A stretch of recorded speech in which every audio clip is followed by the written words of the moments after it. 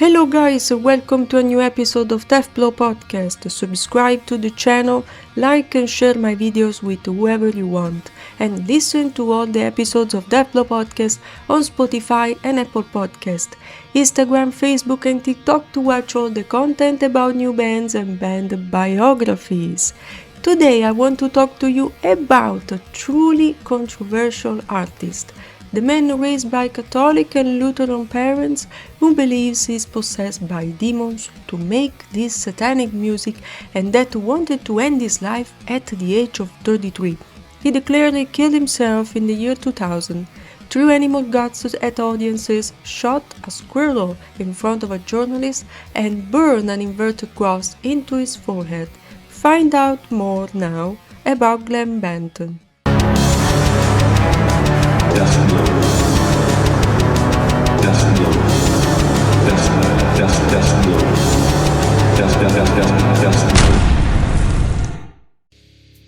Glenn Michael Benton was born on June 18, 1967 in Niagara Falls, New York. His mother was a Sunday school teacher and his father was a Roman Catholic practitioner. His grandmother was originally from Sicily, Italy. At the age of 8, Glenn had to sing a Christmas pageant against his will. It's here that starts his rebellion against the church and Christianity. He was expelled by many public schools before entering in a Catholic school. At the age of 9, Glenn decided that music was his life and that he would have become a musician in the future. This is what he said about his childhood.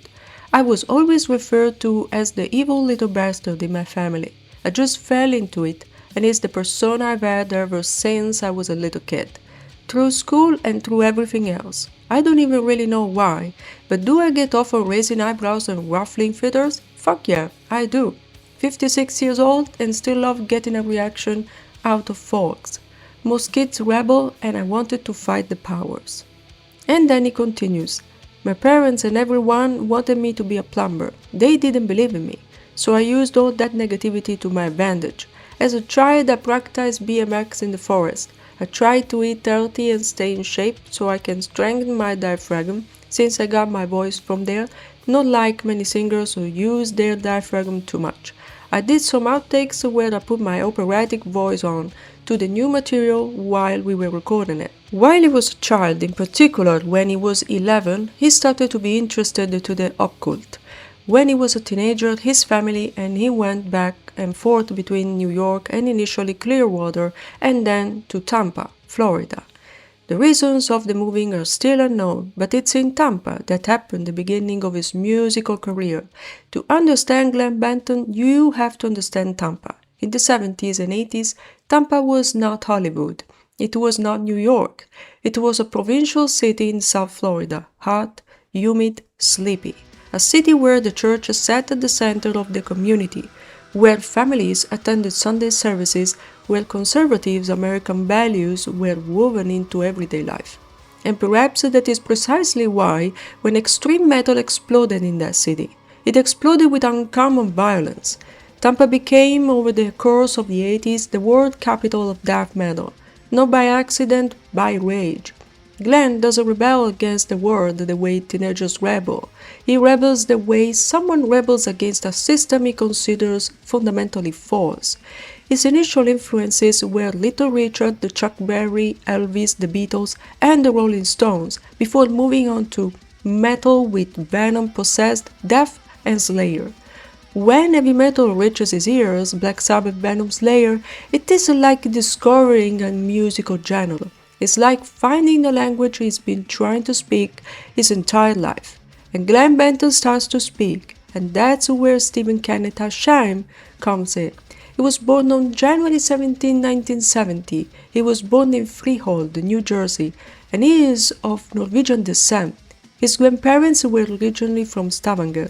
His first instrument was the trumpet, but after a few months he began to teach himself the drums at age 11, and by 13 he was already playing in small bands. He recorded his first demo in one of his teacher's studio in Freehold. He left his first band because his bandmates wanted to play Motley Crue covers, while he wanted Slayer and Metallica. His first concert as a spectator was seeing Ozzy Osbourne with Motley Crue opening for him at the Brendan Byrne Arena in New Jersey when he was 13 or 14. He moved to Florida at 15 in 1985 and immediately joined Carnage Band, where he met the Hoffman brothers. Around 1986, Carnage disbanded, and he and the Hoffmans began writing the first songs for Diamond. That I will explain later. Eric Hoffman was born on May 23, 1968. He was introduced to extreme metal by his younger brother Brian while they were in high school. He recalled, "My brother came into my room and showed me some Bathory, Sodom, and Slayer records, and I was like, what the fuck is this? I was instantly hooked." Eric, the eldest of the two, was also influenced by Led Zeppelin, Black Sabbath, and Ingrid Malmsteen. The Hoffman brothers met Steve Asheim in high school. During that time, Asheim brought his drums into Eric's bedroom.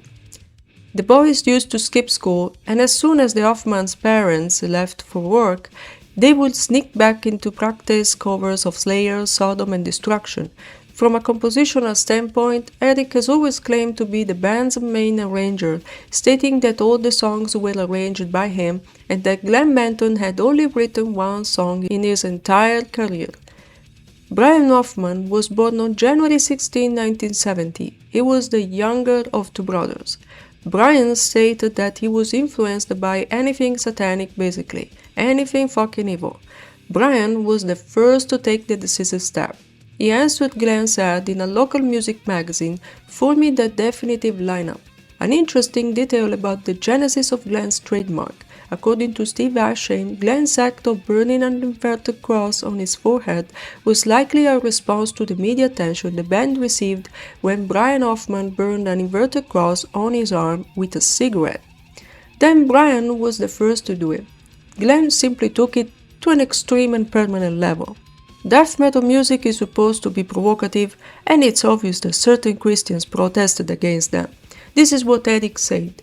"These people wanted to burn our fucking house down while we were jamming, and they were Christians. They had a big thing in the St. Pete Times on Glenn, and they banned when we played in rigs. Everyone was flipping about how Glenn burnt his forehead. Brian burnt his arm, and we are all into self-mutilation and shit. They were all flipping out. We're gonna have a witch hunt out on us pretty soon." We arrive at July 21st, 1987.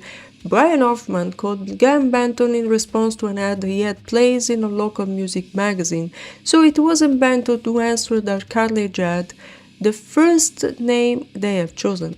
At the time, they had a bassist Ron, but he was not going to the rehearsals, so because of it, they fired him, and in the meantime, Glenn was looking for musicians, and Brian was the one who contacted him. When Glenn Benton joined the band, the name changed from Carnage to Amon. The name comes from Egyptian mythology, a primordial god, dark, hidden. Already in his name lies everything Glenn wants to communicate. Something ancient, something deep, something that predates organized religion. His arrival wasn't just the addiction of a bassist, it was a complete transformation of the band's identity. Glenn was only 20 years old. This is perhaps the most surprising detail revealed by Eric Hoffman in an interview. I, Eric Hoffman, hired Glenn Benton from a local music magazine. His stage name was Rock. He was a terrible singer at the time, so we hired a friend to sing. But when Glenn tried to show him the lyrical phrasing with a growl, I said, "It sounds like the devil. Pretend to be the devil as a gimmick." Then we let the other singer go. About Steve Asheim, this is what Glenn said. "Steve Asheim has been in this band with me for nearly 40 years, and we have smoked a lot of weed together, that's for sure. I was going through my pictures the other day, and I found this one of Steve maybe a year after we met, when he was 16 years old and I was 18. We know how to make each other laugh. We yell at the television together when we are on tour. We are a couple of old angry yard gnomes. Within a month, they had recorded a rough demo of Feasting the Beast, an 8-track in Benton's garage in August 1987. About the lyrics of this demo, they talk about Satan, suicide as a life destruction. Sacrificial Suicide was the song that generated the legend of suicide at 33 years old. Instead of Jesus that sacrificed himself, the narrator destroys himself to honor Satan. Here, the true philosophy of the song emerges. The narrator doesn't want to die out of despair. He wants to die to transcend, to become a demigod, a son of Satan, to find peace in his divine identity. It's an inspiration to satanic apotheosis, not a simple hymn to suicide. The final word, take me, it's a cry to Satan, not to death. It's an act of total surrender, like a reverse baptism. The anti-creation, in Oblivious to Nothing and Day of Darkness, the focus is on the destruction of purity, abortion of angels, sacrifice of the unborn child. The goal is the dismantling of the divine order to establish hellish anarchy. The sterility of faith, a key passage in Sacrificial Suicide, defines the crucifix as a symbol of sterility. Benton attacks Christianity not only as an enemy, but as a weak force devoid of life and creative power, contrasting it with the lust and reality of the dark path.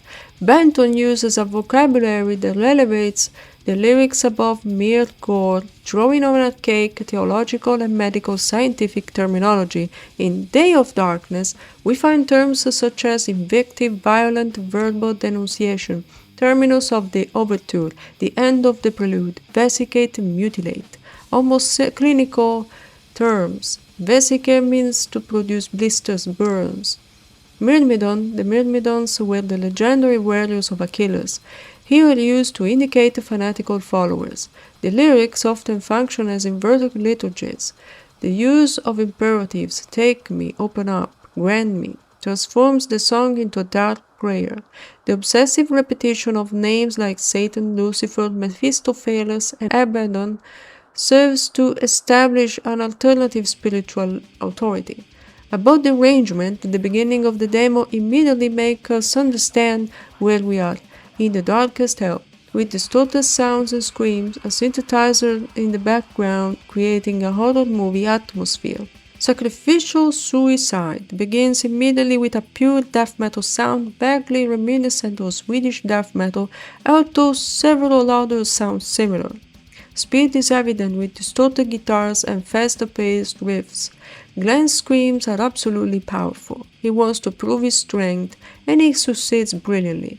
Day of Darkness is mean, with distorted demonic vocals and riffs that are precise rhythm and sequence. Unlike Swedish death metal, they use a lot of single notes like Morbid Angel, another band from Tampa.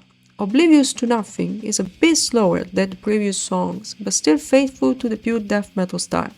Then he begins to create a sequence of notable tempo changes and truly groundbreaking riffs that truly demonstrate the band's ability to diversify its various riffs and sounds.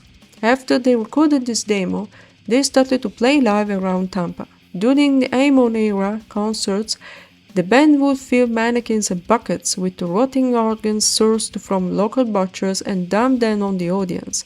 Glenn Benton would wander through the crowd with a bracelet made of 308 caliber bullets, which he would use to shoot people in the back, according to Wikipedia. This paints a vivid picture of what it was like to attend an Amon concert in 1987. It wasn't just extreme music, it was a physical terror, an all-out performance designed to destabilize the audience on a visual level. During 1988, Amon appeared live on TV on a show Cable Access. They appeared calm, silent, and ready to be aggressive on stage, totally the opposite of what they did in 1988. 1989, Amon recorded their second demo called The Sacrificial. 6 songs in total recorded at the famous Motor Sound Studios in Tampa in December 1989. Scott Burns recorded their album. This is what Glenn admitted about Scott. Well, Scott's a pretty good friend of ours and it was already discussed. He did the demo and after he did the demo, basically, we all wanted Scott to do it. The band changes his name Ammon becomes Deicide, from the Latin Deicades, the killing of God. This is not a random choice. This is not a marketing move. It is a declaration of intent. Glenn Benton is not playing at being a rebel. He's building something he intends to carry forward for the rest of his life.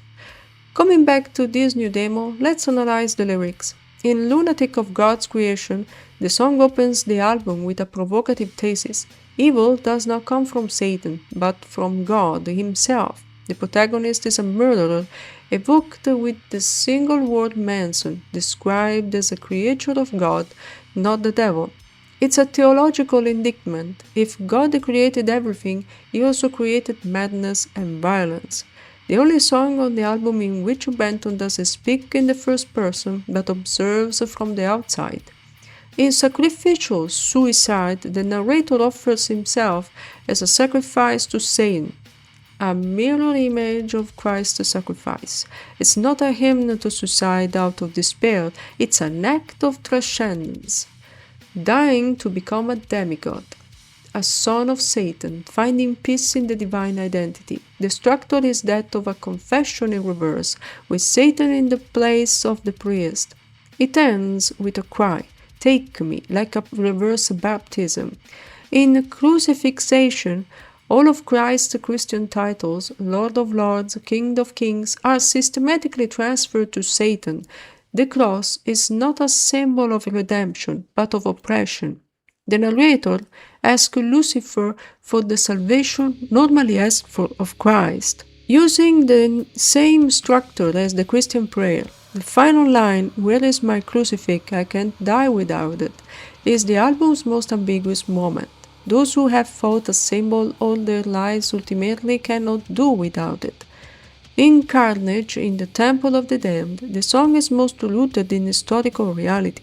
The temple of the title is Jonestown, Jim Jones' religious community where 918 people died in a mass suicide orchestrated by a Christian preacher in 1978. Benton uses this tragedy as an indictment of organized religion. The carnage is not the work of Satan, but of a man of God. Communion becomes a poison. Salvation becomes extermination. It ends with a reverse blessing. Blessed be the non-divine. Those who do not believe are those who survive. In Dead by Dawn, the album's only purely narrative and oral track is inspired by Sam Raimi's 1981 film Evil Dead. The narrator is trapped in the Necronomicon, the Book of the Dead, bound in human skin, and overwhelmed by the demons he unleashes by reading it aloud. There are no explicit theological declarations. It's death metal meets cinematic horror, a moment of dark respite before the finale. It contains the neologism invented by Benton, "Blasphemate me, make me blasphemous" as a ritual act. In Blasphemerian, the most occult and nihilistic track on the album, it abandons Christianity as a target and draws on the pre-Christian mythologies: Surim, Babylonian demon, Thoth, Egyptian god of magic, Adar, Mesopotamian deity of war. The structure is mantronic, repeated 3 times like an intensifying incantation. It closes with a prayer for the end of all humanity. Not a single enemy, but all of humanity. It is the album's most radical moment, an open door to a bottomless abyss. Arrangement-wise, it's really fast and well-structured. Glenn's voice is truly dark and demonic, in the same style as the first demo. It's pure death metal, and unlike the black metal demos, the audio quality is significantly superior.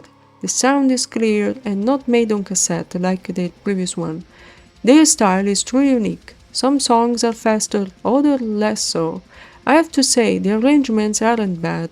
You can feel all the anger the band is unleashing. The song Crucifixation is strangely reminiscent of a song by the Swedish band Merciless, Pure Hate. It's the same style, but from 2 different countries. The Hoffman Brothers riffs are truly exceptional. In 1990, Deicide released their self-titled debut album on Roadrunner Records.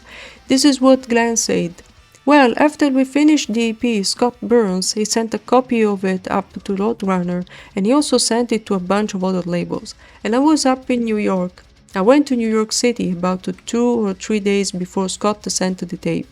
So when I went to New York City, the day when Scott Burns, when his tape got there, I got there.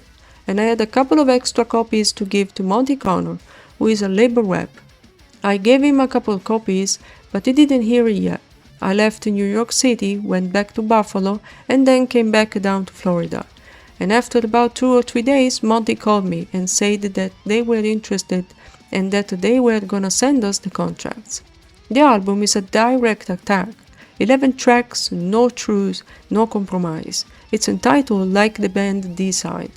Recorded always at Morris Sound Studio in March of the same year and produced by Scott Burns and Deicide. Eric and Glenn took care of the logo. This is what he said. It's called the Trifixion. I designed that. That's what the 4 of us are bound to. We are bound by the Trifixion. Instead, the inner sleeve drawing was made by Shannon J. Benton and designed by Patricia Mooney. Released on 25th June 1990. This is what Glenn admitted about his music in an interview.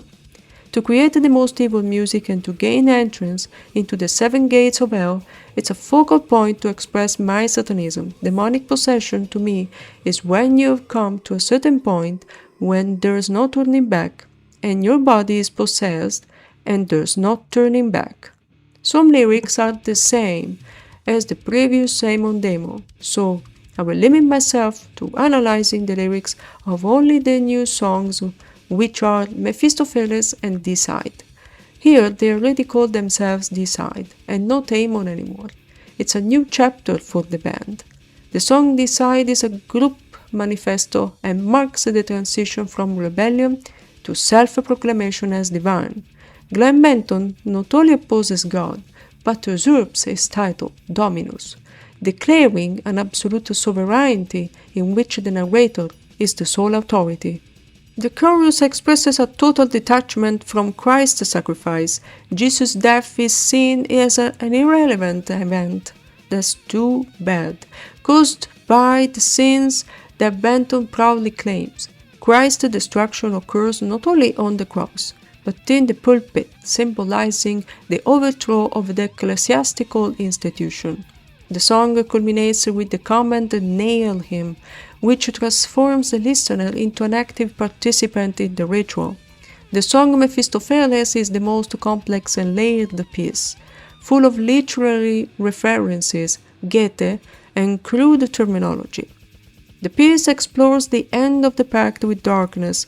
Benton defines himself as the Goethe's Myrmidon, a faithful and disciplined executor of a dark philosophical system. Evil is described in medical and degrading terms, vesicate, expectorated, stripping it of any epic quality. A radical political critic also emerges. God is defined as a fascist author, a tyrant who imposes an order based on fear. The atheist is not a simple skeptic, but an active agent who inseminates doubt in society. Unlike the original Faust, where the possibility of salvation exists, here the narrator accepts and invokes his own damnation, closing the piece with a satanic liturgy asking for immortality through the abyss. Of course, all the songs already existed from the Amon demos. They were simply re-recorded in the studio, but the arrangements remained the same, except the sample in the song Carnage in the Temple of the Damned that was taken from the 1980 film Guyana Tragedy, The Story of Jim Jones. After the album release, Deicide toured the US, then the UK, Ireland and Holland. This is what Glenn admitted in an interview about shows. I'm from New York, and Florida is, it's cool for bands to come from, but there's no place to play down here.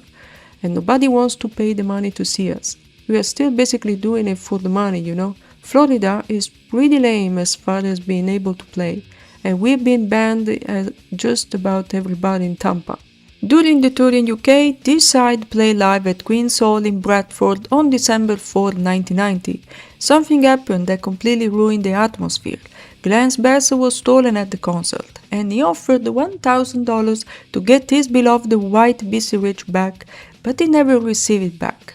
There is even a video on YouTube about their performance. 1991.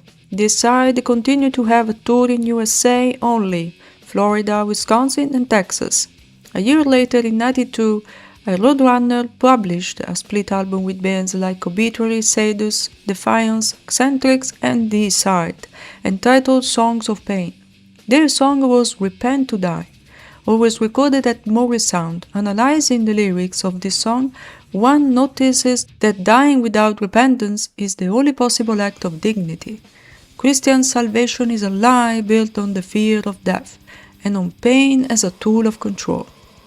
God doesn't listen to prayers, doesn't answer supplications, doesn't save anyone, so wasting one's last breath in prayer is the most senseless act a man can commit. Benton's last words would be, "Go fuck your God," not out of anger, but out of consistency, to live and die exactly the same way, without ever giving up. The arrangement of this song features pure death metal drums, fast riffs, and Glenn's demonic vocals make the whole thing much meaner and more merciless. There are almost audible thrash metal undertones. Their sound isn't based on chaos, but much more thoughtful and technical. The riffs are studied and improved at speed. This is a song where the technique has improved compared to their previous works. We arrive at May 26, 1992. Deicide released Legend, their second album, again recorded at Morris Sound Studio in Tampa. The Trifixion concept and design was made by Glenn Benton. Trifixion is a word invented by Glenn, meaning three crucifixions, referring to the Christian Trinity. For him, not only Jesus must die, but the entire divine structure. Analyzing the lyrics of Legend, Satan's spawn, the Cacodemon, talks about a child born already possessed, not converted, not corrupted, but born directly from the darkness. The Cacodemon is a demon from an ancient Greek mythology, literally evil spirit. The song describes an alternative birth to that of Christ. Instead of the divine child born of light, a demonic child born from the altar of Satan. Exit the womb, your life is mine. As soon as he is born, he already belongs to evil. It's an anti-natal, anti-gospel of childhood. Dead But Dreaming, the most mythologically rich track on the album. Benton Johnson's Sumerian cosmology. Lord Kur is the god of the underworld in Mesopotamian mythology, ruler of the house of the dead located beneath the 7 underground cities. The ancient gods are not dead. They sleep, they dream, they wait to be awakened. The narrator performs a blue ritual to open the doors and free them. It's a direct reference to H.P. Lovecraft's Cthulhu mythos, the old ones sleeping and awaiting awakening. 60 demons bow. Lord Kur is invoked. The Dark Lords awaken. Repent to Die I already analyzed before. Trifixion. Here Benton finally reveals the meaning of the term he invented, and it's autobiographical. The song described the act of burning the cross upside down on his forehead. Prepare the tool to observe my fate. Upon this mortal shell in Satan's name I desecrate, burning my flesh, inhaling no regrets. The tool is the burning instrument. The mortal shell is his own body. It's not a metaphor, it's a literal description of what is done. The Trifixion, the triple crucifixion on the Trinity, is imprinted on his flesh as an act of consecration to Satan. I am a key. His branded body is a key, a tool that unlocks something. The brand doesn't just identify him as satanic, it transforms him into an instrument of evil. Behead the prophet, no Lord shall live, the most bellicose and apocalyptic track on the album. It's not a philosophical reflection, it's a plan of action. The beheading of the Nazarene prophet Jesus is presented as the necessary condition for liberating the world. The structure is that of a word proclamation. The Virgin is killed, the kingdom of heaven is destroyed, Jehovah is crushed by the legend. The baby Jesus dies in the crib. The refrain, "No God, no Lord shall live, behead the prophet, and do we win," is a military slogan, not a prayer. It's the death metal version of a revolutionary manifesto. The conclusion, Master Satan Rise, is the declaration of the final victory. Holy Deception, the most sociological track on the album, less mythological, more direct and concrete. Religion is not only false, it is a machine of systematic deception designed to exploit the weak. Lies instrument the holy hate, deceiving of the weak in faith intention. The faithful are defined as brain-dead victims. The preachers are Hippocratic Bible punchers. Note Hippocratic instead of hypocritical. It combines hypocrite with Hippocratic, suggesting that priests pose as healers while they poison. Religion is described as a plan to infect the world, infecting this world with their plan. It's not faith, it's an epidemic. In Hell I Burn, this is the most personal and paradoxically serene track on the entire album. The narrator has committed suicide, death by my own hands, a shriving objective, bleed to my throat, I calmly greet death, and he is now in hell. But instead of suffering he feels satisfaction. In hell I burn, my fate is sustained, in hell I burn for Satan. Hell is no punishment, his home, is the place where satanic faith finds its definitive confirmation. Burning in hell is not a condemnation but a fulfillment. The song ends on an almost tender note. Master is true, my promise I've kept, the deed is death. The narrator tells Satan that he has kept his promise. It's a moment of unexpected intimacy, a soldier returning to his general after completing his mission. In the Revocate the Agitator, the closing track is the most structurally mechanical on the album. 4 verbs, 4 actions, repeated like a military order. Inhumation, bury the light of heaven, altercated, activate the animus, the spirit of war, instigation, terrorize Christian hearts, mutilation, tear defenseless Christians to pieces, revocate the agitator, revoke, recall, release the agitator. The agitator is Satan himself, held captive by Christian domination. When all Christians are destroyed, unguarded by the light, the Satanist will finally be able to rejoice. It is a conclusion almost bureaucratic in its coldness. No anger, no passion, just the list of operations necessary for final victory. As for the arrangement of this album, the intro consists of strange demon voices and then an explosion of riffs. Here the quality is clearly superior. Deicide improves with each subsequent album. It's interesting to see this improvement from a technical standpoint. The guitars are pure chaos. The notes seem to blend into the drums to create an hypnotic atmosphere. Perhaps that's their strength. Glenn's screams are almost demonic, and he pulls it off perfectly. In the song Trifixion, Glenn speaks briefly before returning to his ferocious growl. A remarkable change. The difference between the previous album and this one is that is pure death metal, no experimentation. It's a battle from start to finish, fast and dark. Holy Deception is a really beautiful song and is my favorite of this album.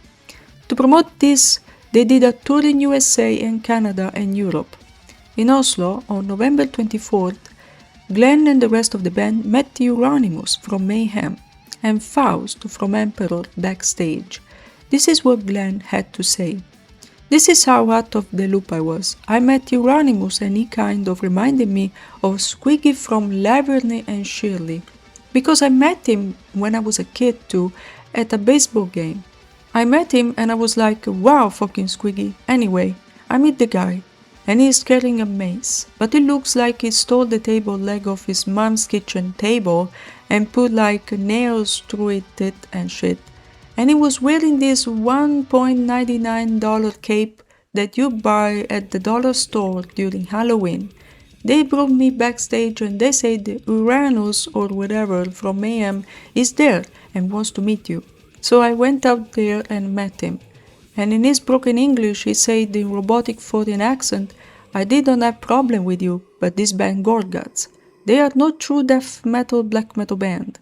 And I was just sitting there with a big shit-eating grin on my face like, yeah, that's cool man, and I really didn't know the importance of the guy.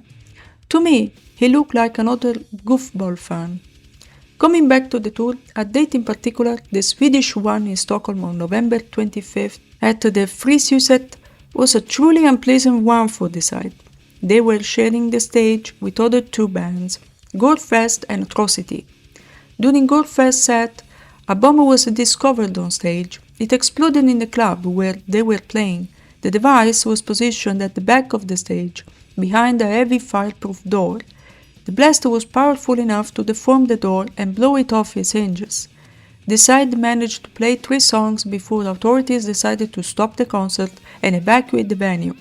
Their set was cut to just 4 songs, performed with the house lights on for safety reasons. Glenn Benton's reaction was characteristic. The frontman downplayed the attack, simply declaring it wasn't much of a bomb. The true perpetrators were never identified despite extensive investigations. The main terrorists pointed in 3 directions. In Norwegian black metal scene, known for its disdain for Deicide's commercial death metal, animal rights activists, a group called the Animal Militia, who had been sending threats to the band for months, and radical Christian groups. No one ever claimed responsibility for the attack. There's so much more to say about this shocking band.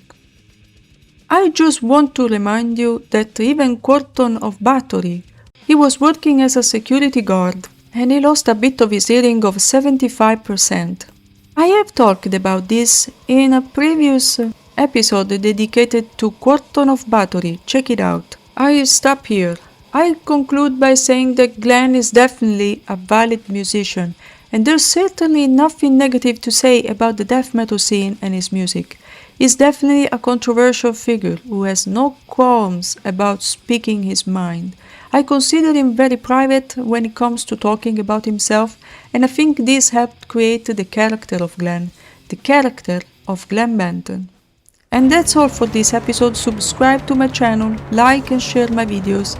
Also, follow Spotify and Apple Podcasts for the audio version of my episodes, and Instagram, Facebook and TikTok for more content. See you soon, guys!